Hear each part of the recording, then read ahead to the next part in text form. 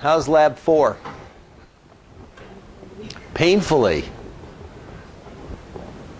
Who's got who can display a Mandelbrot set at this point? Luke, you have to go. Okay. Did you figure out what was wrong with the?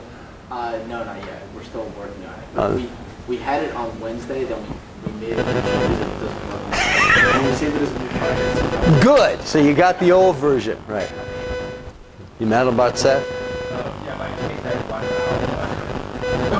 hour. 1 hour?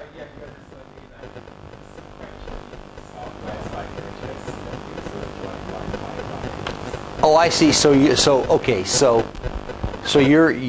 plopping out the pixels one by one while the video is running. All right. So there's video contention for memory as well as overhead. Are you using floats? Yes. So I'm trying to do it in hardware now. Hopefully. Yeah, an hour. Wow. That might have the record for the longest. Any other comments on Lab 4? Questions? Questions about using NIOS?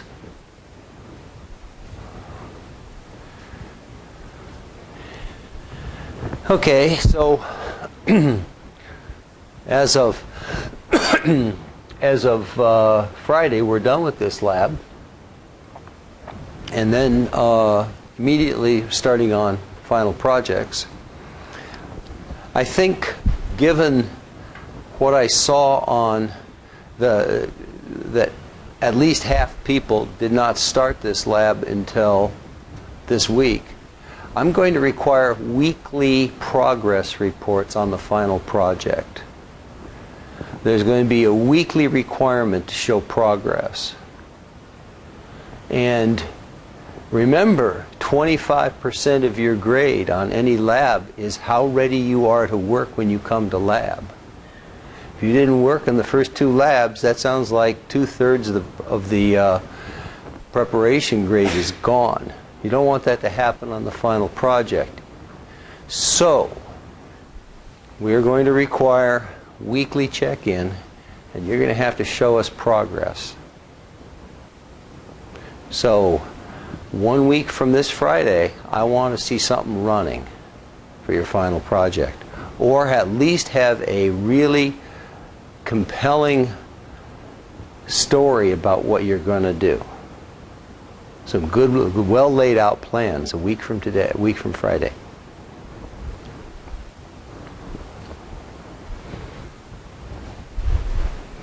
Any questions about that?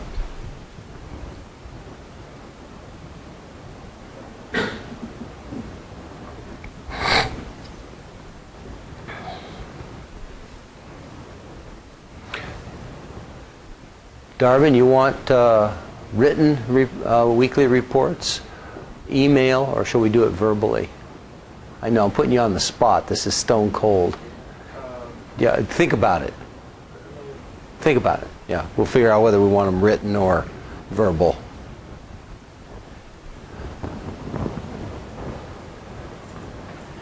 So last week I talked a little bit about edge detection. And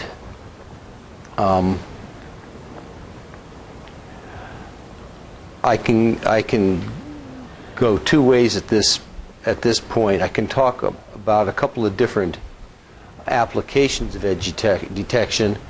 One is stereo vision, or we could branch over and start talking a little bit about eye tracking. Any thoughts? Well, I'll talk a little bit about eye tracking. Eye tracking, as it turns out, has a huge literature. And at least 3 open source projects available. There's one called Open Eyes. Second one, Track Eye. Third one is open gazer.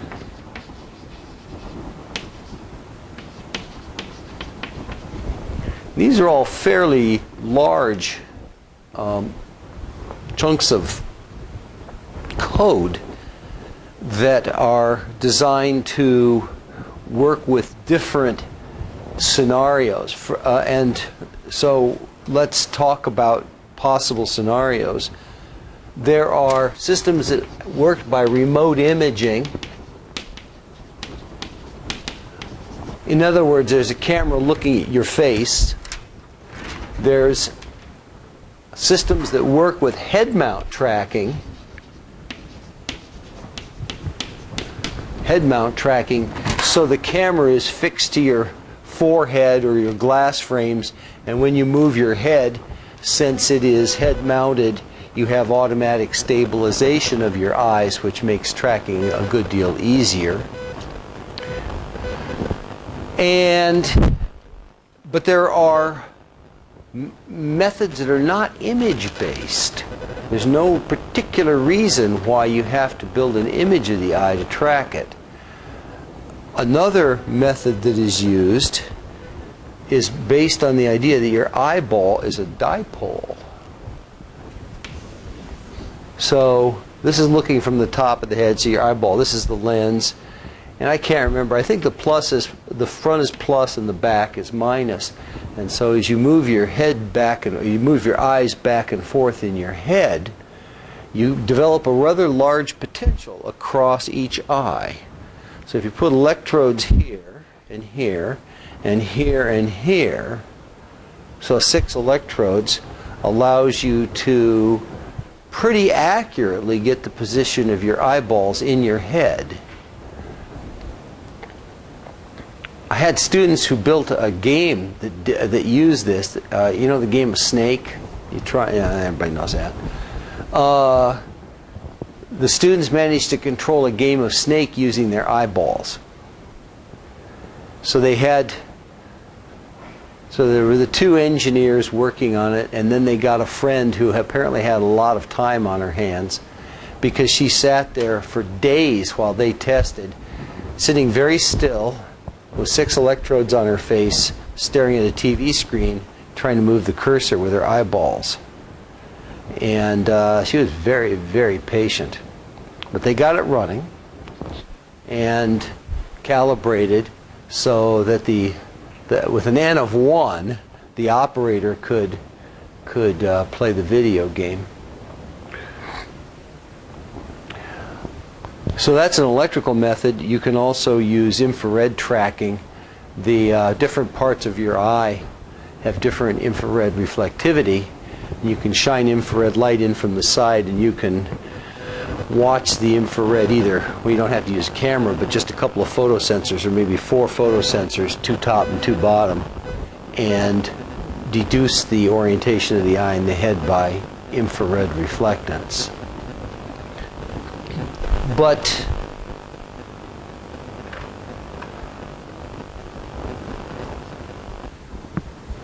I'm mostly going to talk about imaging methods here, and not electrical or infrared images. And I think that's what you were interested in, Varsha, right? It was more of the, yeah. And so the general scheme, well, it depends a little on whether it's head mount or remote image. If it's remote image, then you have to find a face initially. You have to say, what is a candidate for eyes? And the way it's generally done now is to find something that is approximately the right size for and shape for a face. Human heads are rather standardized in shape and size, and that helps. There's been a lot of work. There's bewildering number of methods for finding faces in images, but one of the most interesting, I think, is to model skin color in RGB space. And what's used is normalized RGB space. normalized RGB space is that every pixel in the image, RG, has an RGB triplet associated with it. So each pixel has an RGB triplet. And the way you normalize is you form an intensity vector. If you want to do it right, it's the root of R squared plus G squared plus B squared, where these are to be considered fractions between 0 and 1 intensity. But what is often done is just R plus G plus B, and then divide the RGB vector by S. So S is one of these two, depending on how careful you want to be, and then you divide by S, which gets rid of all shading information. And so the image looks terrible. It's flat. All intensity differences are gone. All shadows are gone. White becomes gray. And black becomes, divide by 0. So you have to detect that and do something special with it, usually set it to gray. And once you've done that, so that you've removed all the shading, then you can statistically, and somebody has done this, a bunch of different people have done this for human faces, and come up with a probability density function that a given color is part of a human face. And there's obvious differences in pigmentation between people, but it turns out that you can capture almost all of the variation with a single three-dimensional Gaussian. That would be a Gaussian with a different mean, standard, and mean and standard deviation along each of 3 axes. So it's sort of a Gaussian blob with a density towards the center. You can do better. You can use multiple Gaussians, but it turns out it hardly matters. So that you can, by looking at this normalized RGB, you can give a probability that it is part of a face or not part of a face.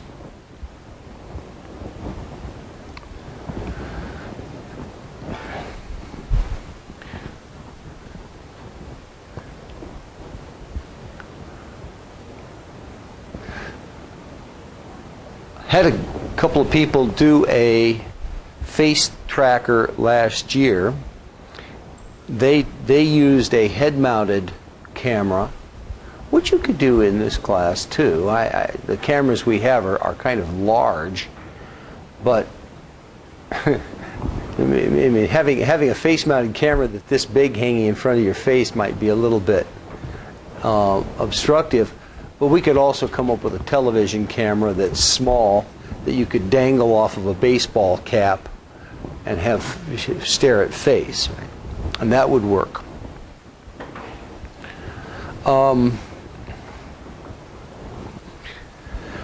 And because their system was head-mounted, they didn't have to worry about finding a face. They knew that the whole screen was full of face. All they had to worry about was finding the eyes. All right.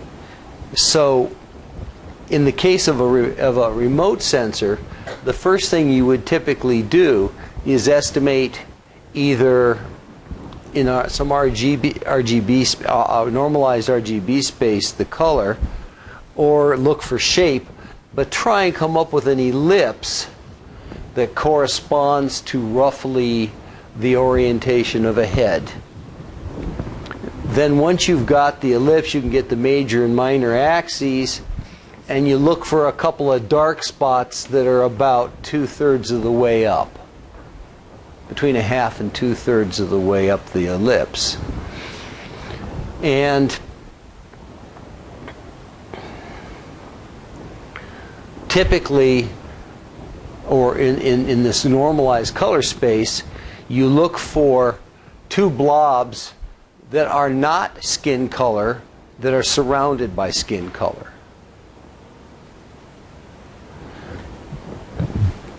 Unfortunately, you're going to get more than 2 blobs. Most people have eyebrows.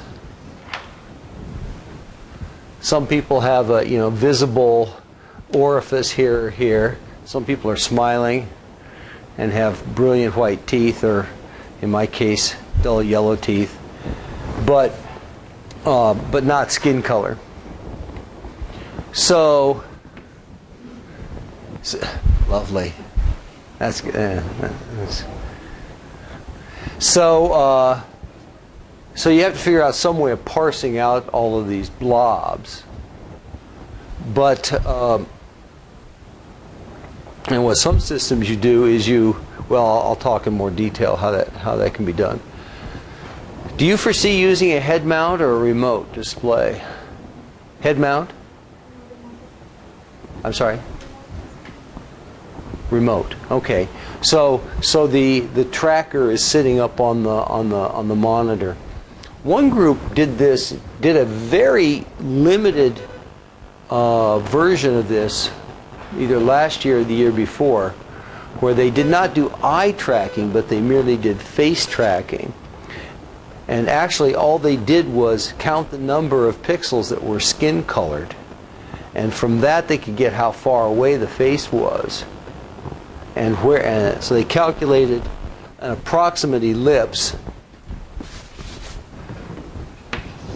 Actually, what they would get is some blob like this with a couple of disconnected sections, and they calculated the center of gravity of the blob and the number of pixels total that were face colored, and then they used that to control the rendering of a cube, so that as you moved your head, you saw the perspective change as if it were a solid object hanging in space that you were looking at different sides of. And by doing a lot of averaging and smoothing, they could get that. Now you could do the same thing. You need a little more for eye tracking. You need a little bit more, and you need to be able to find the eyes. And you typically find the eyes then as some sort of dark region. The way that group did it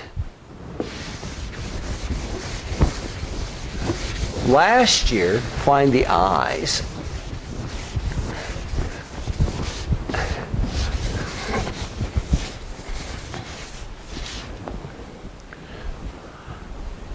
was they did a very simple non-parametric test to find the darkest regions on the face.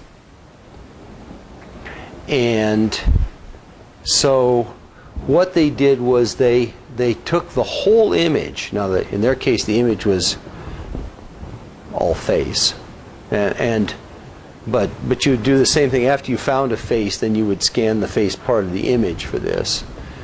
So what you do is you build a convolution filter, which has a slightly unusual region of convolution. There's some width by height. Width by height is the size, approximate size you expect the eye to be. So this region is comparable in size to the eye as projected on the image. Hopefully, if you're going to use a remote sensor system, at least it's going to be a standardized distance from the face, maybe on the top of the monitor 18 inches away or something like that, where you don't have to normalize the size of the face. But if you know the height and width in pixels of the eye, then you build a convolution filter with 9 regions. This is the current pixel.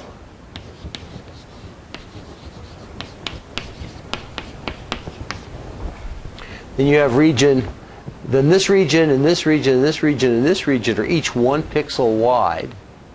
And these regions are about height over 2 by width over 2 minus 1. And what you ask are enough of these regions darker than the central pixel? Don't care what the value is at all. Don't care. It just has to be darker than the average pixel. And in all cases, you omit the central pixel from the calculation. So the criteria they used is that if the central pixel is darker,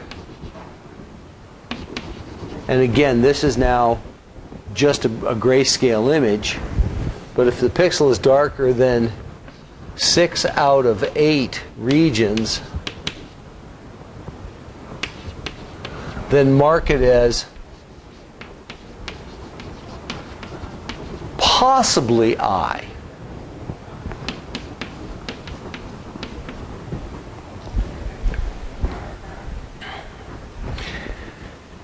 And when you do this, first of all, requires a phenomenal amount of arithmetic.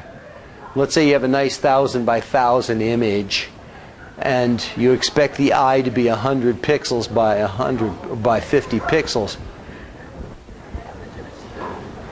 It's just a huge amount of arithmetic you have to do at real-time rate. So there's a couple of optimizations you can do at this step. The first is, if you're moderately close to... You got a question? Question? Okay. If you're moderately close to the person, then you know that the face is going to take up most of the frame, a third. And so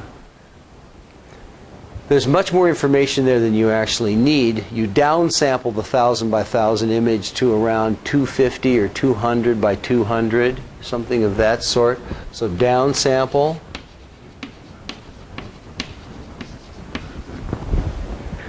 Both in time and in space.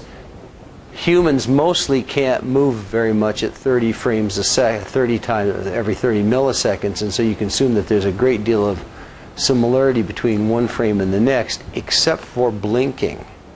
Blinking is very fast. But you can downsample in time and space. And the other thing is that you can use coherency of these regions as you calculate each pixel, as you move across the image, as you calculate each pixel mark. You really don't need to calculate, you don't need to do this large sum in each of the regions. I should have said that you take an average of each one of these regions.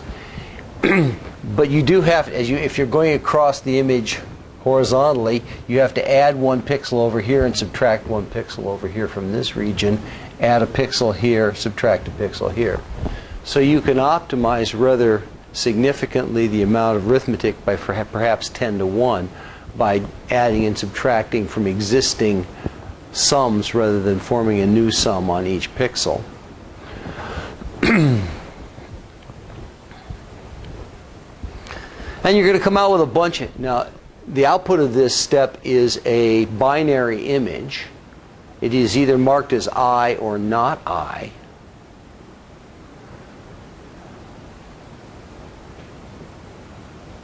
I was just wondering what a not iPhone would look like. Anyways, it's marked as I or not I, so it's a binary image. Once you have the binary image, then there's a series of steps that they did. And by the way, they did this at video rate. First is to... So you might have something that looks like this.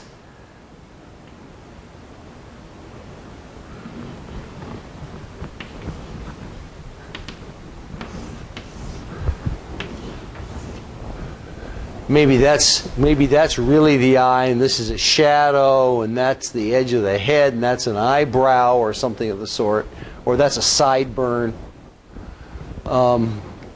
And the first thing you do is you attempt to label connected regions. So you would say, well, everything in here is labeled black, and so we're going to call this region 1. And then everything in here is connected, and we'll call this region 2, and this is region 3, and this is region, maybe 4. So you label the regions according to their connectivity. You may do what's called a dilate operation first, where a dilate operation is a non-linear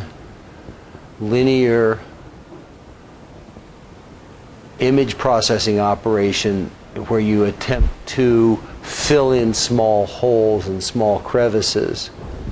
So you may do a dilate and then an erode. An erode attempts to get rid of outlying pixels along the edge of edge of objects. Try and form fairly compact clusters and then label them. Then you remove blobs that have too big an aspect ratio.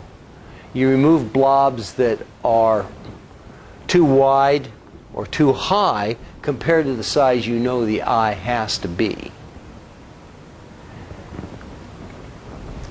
Then you remove blobs that are too small compared to what the eye has to be.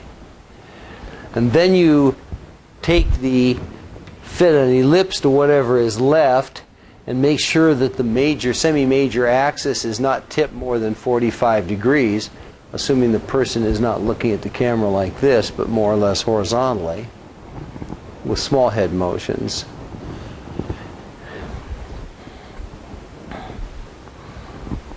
And at that point, empirically, what they found last year was that you get 2 blobs, max, sometimes 1 blob. If you have 1 blob on each side of the head, you pick it. If you've got 2 blobs, ignore the top one, that's the eyebrow. So you take the bottom one. And that worked rather stably.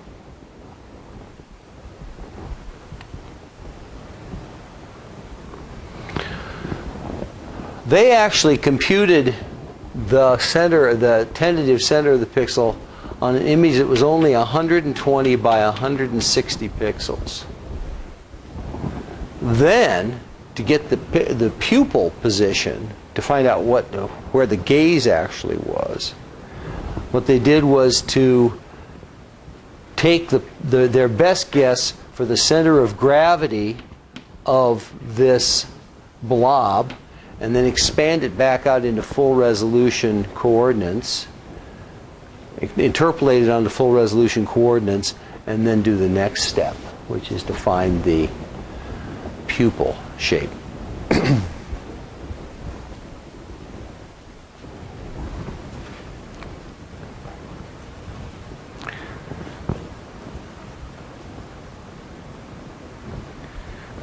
I have to tell you, there is a vast literature on this, and you can find any number of methods that you might like better than this.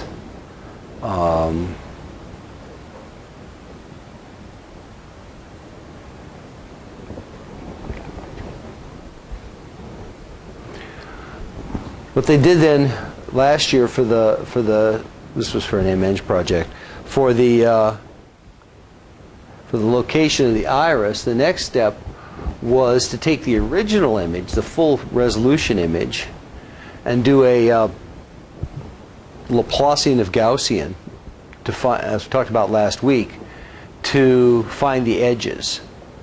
So then what they came out was with an edge image of an eye and eyebrow and everything else. And they knew approximately where the center of the eye analog is, approximate center of the eye. And so within a width and height of that, with a small window, then in this image, you do edge extraction. So that ties back finally to last lecture. You do an edge extraction. You find the edges in the image, and it would be nice if they were coherent, but they often aren't. What you really want is the center of the pupil you want this spot right here, because that's going to show you where you're looking. What they did was what's called a circle.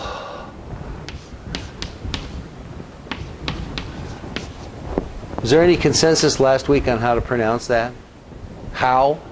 Ho? Who? Yeah. Huff? That's how Johnson pronounces it. Huff? That's one I would not have thought that up. Huff. Okay. I love English.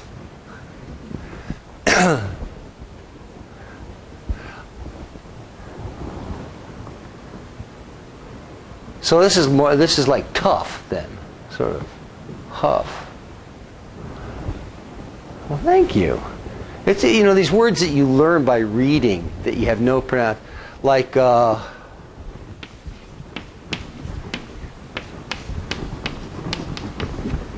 had a friend who learned that in middle school. How would you pronounce that? He pronounced it bisulfate. All right. Or instead of diglucosterate, diglioculsterate. There's all these things that are ambiguous depending on where the emphasis is.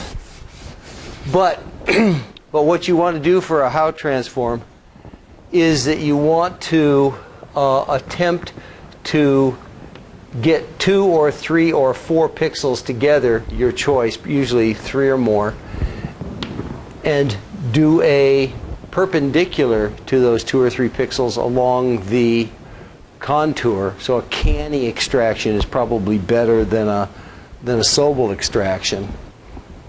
And add anything you want if I'm leaving something out. And so you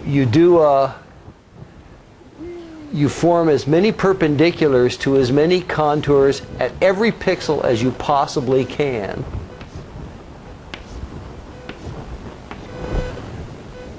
Jump along them the same distance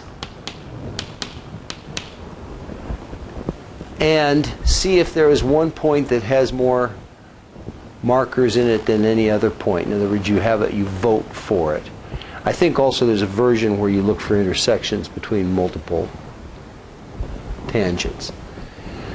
If you can find a point where a bunch of tangents intersect, or a point that has a bunch of tangents in it, if you happen to know the size of the radius, then you choose that as the center of the iris.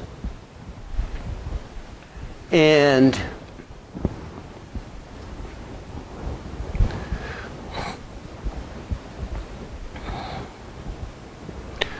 this is nice because it works even if the person's eyes are half closed. So if your eyes are half closed, you still get the bottom half of the pupil, the iris rather.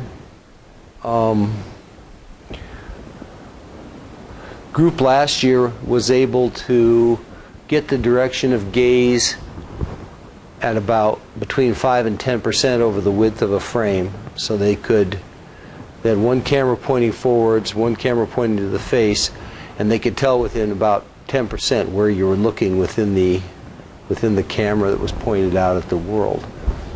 Now, what do you want to use the eye tracking for? For position or for? I was using it for doing a cursor. So the nice thing about moving a cursor with it is that you could treat it as a velocity control instead of a position control. And so all you have to do is say, are we to the left of center or to the right of center? And that sets a velocity to the left or right. And that's an easier distinction to make because you could probably do something simpler, which is to say, if you assume that your pupil is darker than the white of your eye, which I think is true of everybody in the room. I don't think anybody's that bloodshot. Then you could look at the relative amount of white on the left and right side of the pupil and get a left-right. Now, whether you can do that up-down or not, I'm not quite sure. I mean, it would be bad to have to, I mean, if the person had to have their eyes wide open like this so that you could look up and down, that probably would be a bad thing. But you might be able to do it by the amount of pupil which is showing at the bottom of the eye. Interesting to see on that. Have you thought about that at all, either one of you? I thought of using the velocity, rather than using position, using velocity. That's why I planned to. Well, yeah, velocity is going to be easier than using absolute position for sure. And I think that horizontally you can probably do it without getting by doing colorimetric stuff, by doing pupil color rather than doing a Huff transform. But I'm not sure about the vertical. I can't quite figure that out.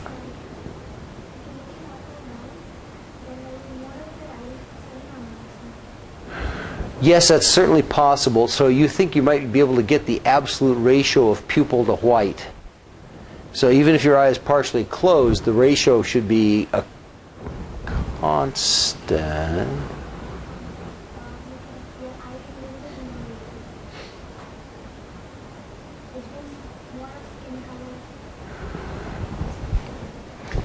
It's a hard thing to do because you can't look in a mirror and then look, and see how your eyes are going because you're not looking at the right place in the mirror. Unless you can control one eye independently of the other one. Can any of you do that? Can any of you move one eye around? I can. But not much, just a little bit. Because I was so short-sighted when I was in 7th grade that I was nearsighted in one eye and farsighted in the other, and I just started turning off the nearsighted eye, and it just sort of drifted in and became independently controllable of the farsighted eye. So I can't do arbitrary things with it, but I can move it around independently. But I've seen people who can do quite arbitrary things with their eyes, move one this way or up and down while the other one stays locked. It's creepy. It's a good thing to do for Halloween.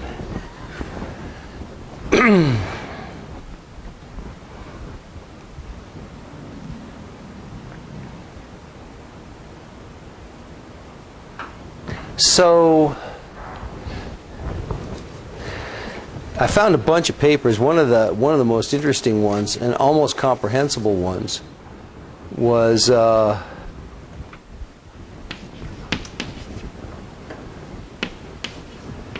Sidabe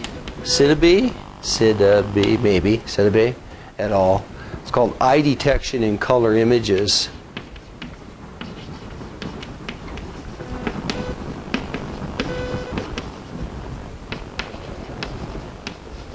And because Cornell is, if you go in through the library interface, you should be able to get the PDF on that. If you go in through the outside interface, you may or may not be able to.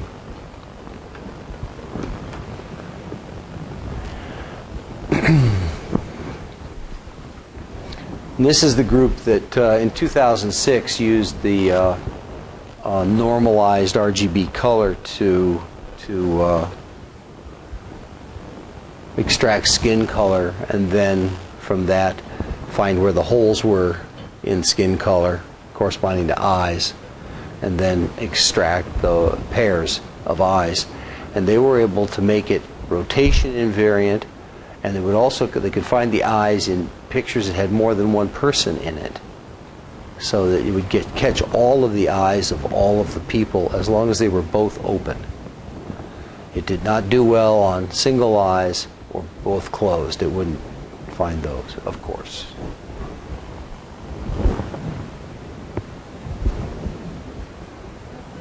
So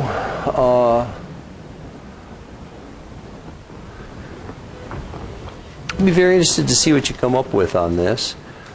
I'll be happy to do some more on eye tracking. I'm learning it as I go here. That's as much as I've been able to read in the last couple of days. But I'll probably do some more on it.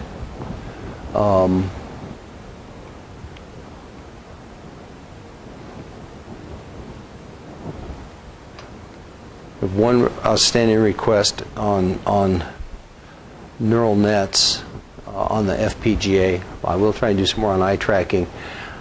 If you do a search on FPGA eye tracking, take any algorithm you've thought of in your entire life. What, LR decomposition, FPGA, or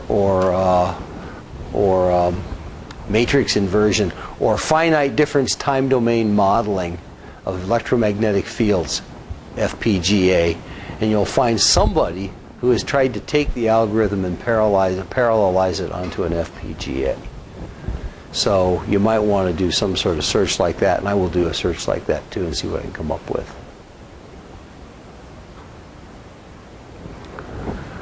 Again, any questions about Lab 4? About everybody's gotten NIOS working by now? What were the hang-ups?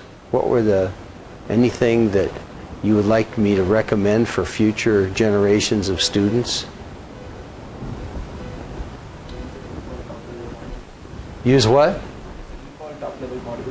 Use the default top-level module. Yes, that's probably a good idea. We were having trouble using signal tap at the same time as the Altera monitor. When Altera monitor was open, signal tap was failing. Ooh, that's interesting.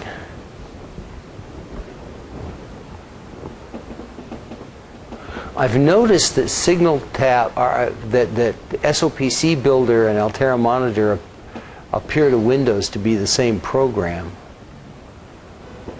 The windows occur on the same are in the tab. I wonder if there's something weird about the implementation there.